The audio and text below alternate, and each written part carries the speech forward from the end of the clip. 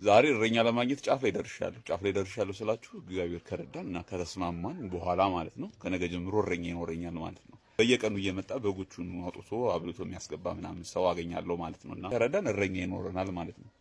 እና ሌላ በተጨማሪ ደግሞ ይሄ በጋላር ወንዱ በግ ኪዮስኮች የገዙት እሱን ሰዎች ካዩ በኋላ ፕሮሞሽን ነው ወይ ለምንድን ነው ሎጓቸውን ያለጠፍከው ለምንድን ነው አድራሻቸውን የማትናገረው ምናምን በጣም ብዙ ሰው ይለኛል። በነገራችን ላይ ፕሮሞሽን አይደለም እና ግን ያው ኪዮስኮች አፕሊኬሽን አላቸው ብያቸዋለሁ። ከፈለጋችሁ አፕሊኬሽናቸውን ዳውንሎድ አድርጉ ብያቸዋለሁ። ይሄ የምስጋና ቪዲዮ ነው የምሰራላቸው እንጂ የማስታወቂያ ቪዲዮ አይደለም ማለት ነው። ጀመረው ገና ካሁኑ በኢየሱስ እና ለማንኛውም ማስታወቂያ ያመስሏችሁ የነበራችሁ ሰዎች ምናምን ማስታወቂያ አይደለም ይሄ ምንድነው በወዳጆች መሀል ያለ ግንኙነት እንጂ የማስታወቂያ ግንኙነት አይደለም ማለት ነውና ዮናስ ማስታወቂያ ጀመርኩ ወይ ምናምን ያላችሁ ሰዎች ማስታወቂያ አልጀመርኩም።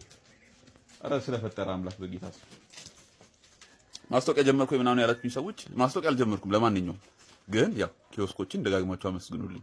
ምክንያቱም ወንድ በግ የገዙልን በራሳቸው ተነሳሽነት እነሱ ስለሆኑ ማለት ነው።